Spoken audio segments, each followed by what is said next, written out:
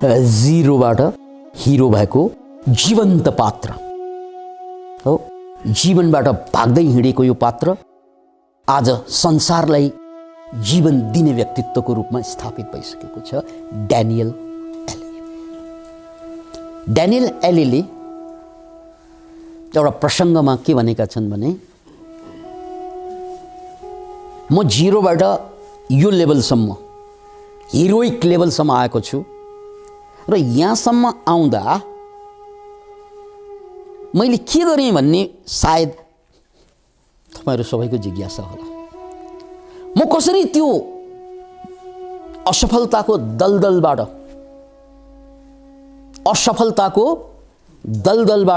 आज सफलताको शिखरमा छु। यो असम्भव देखिने यो यात्रा मैले कसरी पार गरेँ, किनकि दुनियाँका सबै मान्छेहरू सफलताको लागि सङ्घर्ष गरिरहेका हुन्छन् र उनीहरू जिन्दगीभर त्यो सङ्घर्षको बावजुद असफलै भइरहेका हुन्छन्। तर म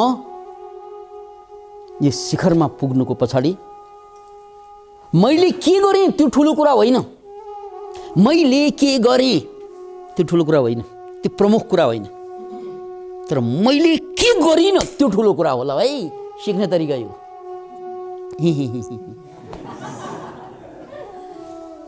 मैले के गरेँबाट नसिक्नु, किनकि मैले गरे जस्तो सबैले गर्न नसकेला। देशकाल परिस्थिति फरक हुन्छ सबैको, तर मैले के गरिनबाट सबैले सिक्न सक्छन्, किनकि त्यो सबैको साझा ग्राउन्ड हो। त्यसकारण मैले के गरिन 5 वटा कुरा भन्छु म तपाईहरुलाई। मैले होइन, विकास आनन्दले होइन, ड्यानियल एलेले भनेको कुरा चस्स लाग्यो मलाई। 5 वटा कुरा भन्ने उनले। कतिवटा रे? 5 वटा। कतिवटा रे? कतिवटा रे? मैले 3 पल्ट किन सोधेँ भन्नाले तपाईले सम्झनु पर्छ यो। 5 वटा कुरा मैले के गरिन। ड्यानियलले अद्भुत कुरा भने, अद्भुत भनेको त्यो भन्दा अगाडि नभनिएको कुरा। पहिलो नम्बरमा जब मैले थुप्रै मोटिभेसनल किताब पढेँ, हजारौंको संख्यामा, म एउटा निष्कर्षमा आएँ, सफल हुने कोही पनि मान्छेले गुनासो गर्दैन रहेछ। सफल हुने कोही पनि मान्छेले गुनासो गर्दैन र असफल हुने मान्छेले गुनासो गर्न कहिल्यै छोड्दैन। तपाईं कहाँ पर्नुभयो? हामी गुनासो बाहेक अरु केही गर्दैनौँ। देशै ठीक छैन सिधै भनिदिन्छौँ, यो गुनासो होइन। देशै ठीक छैन नेपाल, यस्तो गरिब देशमा जन्म्यौँ हामी, जसले सियो पनि आफ्नो बनाउन सक्दैन भनेर आफ्नै खोइरो खान्छौँ, हो होइन? हामी गुनासोबाट सुरु गर्छौँ, अनि त्यसपछि नेता ठीक छैन, अर्को गुनासो, एकजना नेता ठीक छ, सबै करप्ट। त करप्ट सबै हुन् भन्ने कुरा असत्य नहुन सक्छ, सत्यै होला। हाम्रो अनुभवले त्यही बताउँछ। तर मैले गुनासो गर्दा नेताहरू करप्ट छन् भनेर भन्दा के मेरो अवस्था बदलिन्छ? बदलिन्छ? मेरो देश खत्तम भन्दा म उत्तम हुन्छु? Can imagine? अब त्यसपछि भएन भने परिवार ठीक छैन, गलत ठाउँमा जन्मेँ म, कसैको बाउ ठीक छैन, कसैको आमा ठीक छैन, कसैको दाइ भाइ ठीक छैनन्, कसैको छिमेक ठीक नभएकोले म खत्तम भएँ भन्छन्, कसैको मामा ठीक छैन, कसैको आमा ठीक छैन। Can you imagine it? यो गुनासो होइन। र जबसम्म एउटा पनि गुनासो तिमीमा रहन्छ तबसम्म तिमी मिडियोक्रिटीबाट माथि उठ्नै सक्दैन। यो मध्यम वर्गीयताबाट माथि उठ्नै सक्दैन। म्याक्सिमम भयो मध्यम वर्ग, झर्यो भने खत्तम। मिडियोक्रिटी भनिन्छ इङ्ग्लिसमा। त्यहाँभन्दा माथि जानै सक्दैन। तिमी तिम्रो उचाइ तिम्रो गुनासोले नाप्छ। गुनासो कम हुँदै जानु भनेको उचाइ बढ्दै जानु हो, गुनासो बढ्दै जानु भनेको तिम्रो उचाइ घट्दै जानु। यहाँनिर मैले रेफरेन्स दिनु पर्दा एसियाको सबभन्दा धनी मान्छे के नाम रे? ज्याक मा। उनलाई पनि स्टुडेन्ट्सहरूले सोधेका थिए, तपाईँ जिरोबाट हिरो भएको मान्छे, भन्नुहोस् त धनी हुने, तपाईँ जस्तो धनी हुने सूत्र के हो? उनले मुसुक्क हाँसेर भने, भाइ स्टप ग्रम्बलिङ, स्टार्ट वर्किङ। पहिलो सूत्र। ग्रम्बलिङ भनेको गुनासो, यो भएन त्यो भएन त्यो भएन त्यो भएन त्यो भएन त्यो भएन त्यो भएन, सबै भएन भन्छ, आफूलाई भएन भन्नै सक्दैन उसले। त्यसकारण तिमी म जस्तै धनी हुनु छ भने पहिलो काम गुनासो गर्ने बन्द गर। यो ज्याकमाको कुरा, यो सबै महापुरुषहरूको कुरा त्यही हो, सबै सफल मान्छेको कुरा त्यही हो। जबसम्म गुनासो छ तबसम्म तपाईँ काम गर्नुहुन्न हो, होइन भन्नुहोस् त? देशै ठिक छैन भनेपछि देशमा तपाईँले के गर्नुहुन्छ हो भन्नुहोस् त? अब उसले कामै गर्दैन देशमा। ओ हाम्रा सबै खेत बाँझा छन्, देशै ठिक छैन, त्यसकारण खेतै बाँझो राख्दैन। तरकारी सुत्दा इन्डियाबाट ल्याउँछौँ, योभन्दा लाज मर्दो अरू कुरा होला देशको लागि? अरे पानीमै डुब मरो भन्छ नि। तरकारी यहाँ कार बनाउने कुरा नगर्नु, तरकारी बनाउनु सक्दैन नेपालीले। किन माछेन? नेपालले के बनाउनु सक्छ भन्नाले नेपाली जनता बाहेक हामीले के बनायौँ? किन त्यस्तो भएको? किनकि यही गुनासोको कारणले गर्दा। देशै ठिक छैन भनेपछि उसले के बनाउँछ? यहाँ तरकारी पनि बनाउँदैन। परिवार ठिक छैन गुनासो भएपछि त्यो परिवारको लागि तपाईँले केही गर्नुहुन्छ? मेरो परिवारै ठिक छैन भन्नेहरूले परिवारको लागि केही गर्छ? गर्दै गर्दैन उसले, किनकि उसलाई परिवारै ठिक छैन लागेपछि यसको लागि केही गर्दै गर्दैन। त्यसकारण जब तपाईँले अरूलाई ठिक छैन भन्नुहुन्छ नि, तपाईँले आफ्नै खुट्टामा बन्चौरो हानेको हुन्छ। आफू बसेको ठाउँलाई ठिक छैन भन्नु पाइन्छ? जुन थालीमा खान्छौ त्यही थालीमा पाल पार्न पाइन्छ?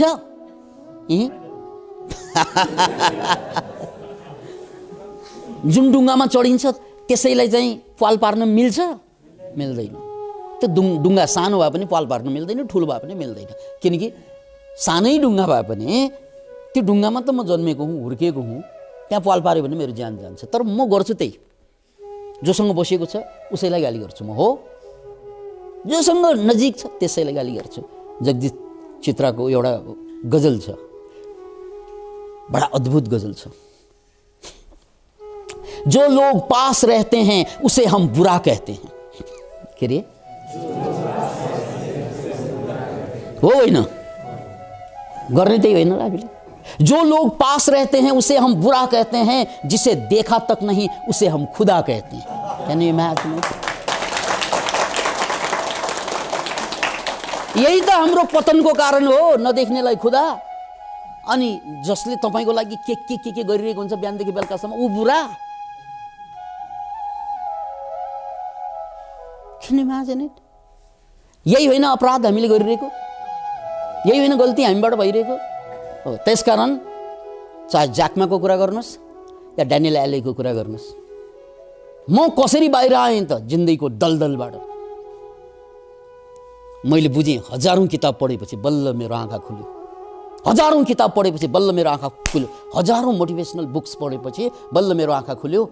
पहिलो काम त गुनासो गर्नु हुँदैन रहेछ। त्यसपछि मैले मुखलाई टालेँ। मैले बाउ ठिक भएन, जात ठिक भएन, छालाको रङ ठिक भएन, देश ठिक भएन, सरकार ठिक भएन भन्न छोड्दिएँ। पहिलो काम मैले गरेको यही हो। आज म जुन स्थानमा छु हिरो भएर, संसारका लाखौं मान्छेको मेन्टर भएर, कारण मैले एउटा चिज छाडेँ। के छाडेँ? गुनासो गर्न छाड्थेँ। The first thing. यति भन्दै जाँदा सुन्नेहरूले भने होला नि, सर दोस्रो र यति त बुझेँ, छिटो छिटो भन्नु न, हतार भइसक्यो धनी हुनु तपाईँ जस्तै तपाईँ जस्तै सफल हुन हतार भइसक्यो, छिटो छिटो भन्नुहोस्, यहाँ फुर्सदै छैन, बुढो हुन लागिसक्यो। फक्नु भाइ फक्नु बिस्तारै।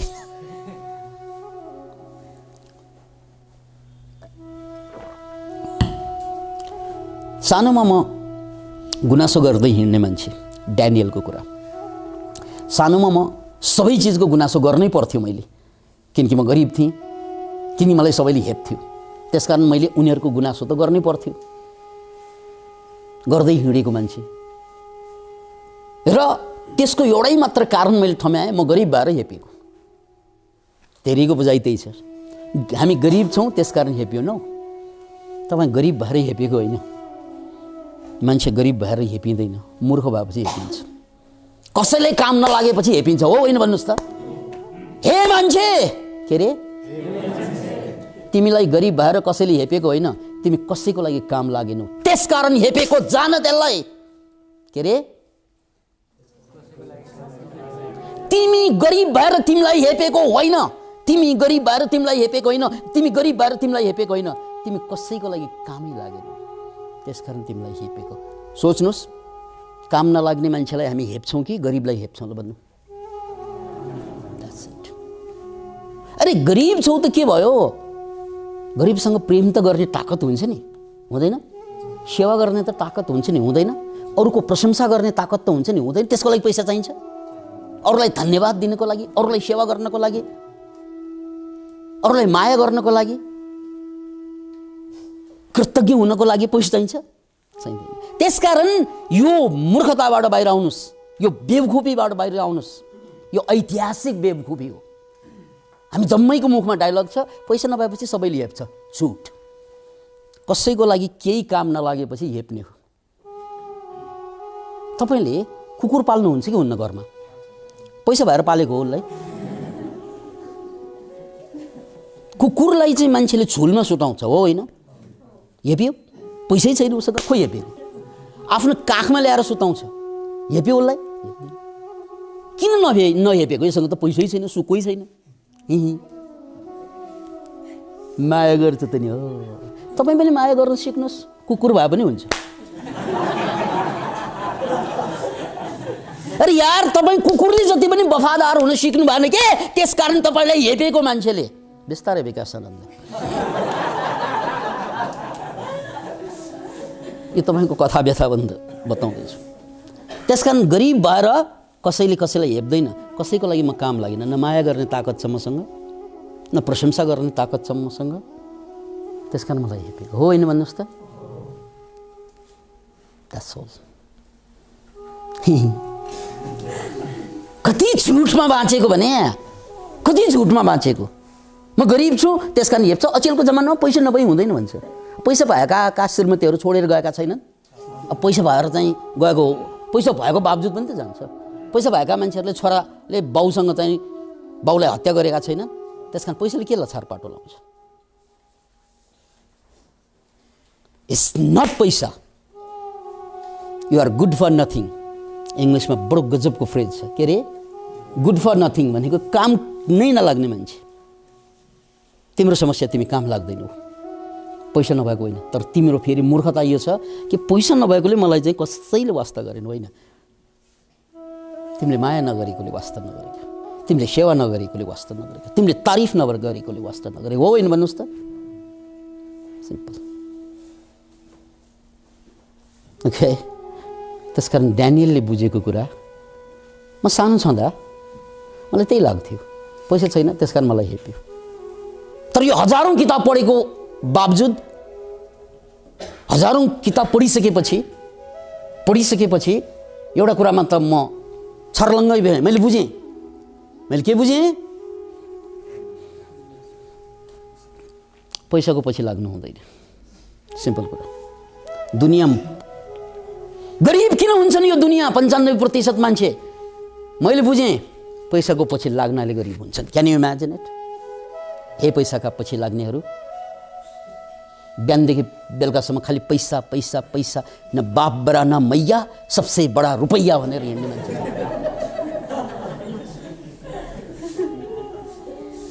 के अरे न बाप बडा न मैया, सबसे बडा रुपैया भनेर हिँड्ने मान्छेहरू।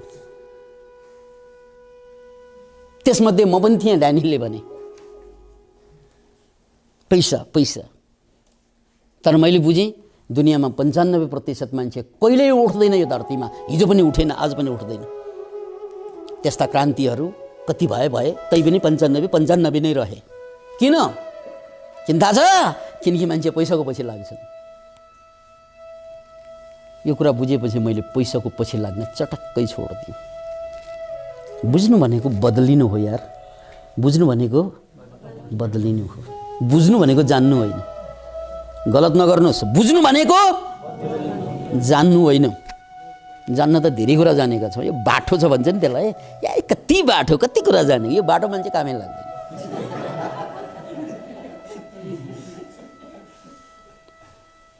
अहिले एकजना भाइले भन्नुभयो नि, हामीसँग ज्ञान त भयो तर विवेक भएन। त्यही कुरा, जान्नु भनेको ज्ञान भयो तर विवेक भएन। विवेक भनेको बुझ्नु हो नि, होइन त? हामी बुझेनौँ कुरालाई, क्या जान्यौँ तर बुझेनौँ हामीले। आखिर बुझ्नु पर्दो रहेछ कुरा। जानेर त अहङ्कारी बन्छ, जानेर त ठग बन्छ, जानेर त घमण्डी बन्छ। हो होइन? धेरै जानेपछि अरू सबै मेरो अगाडि किरा जस्तो लाग्छ नि, र थाहा नै छैन। त्यस कारण जान्नु आवश्यकता छैन जीवनमा, बुझ्नु आवश्यकता छ। बुझेकाहरू उठ्छन्, जानेकाहरू कहिल्यै उठ्दैनन्। याद राख्नुहोस्। ड्यानियलले बुझे यो कुरा, हजारौँ किताब पढेपछि के बुझे त?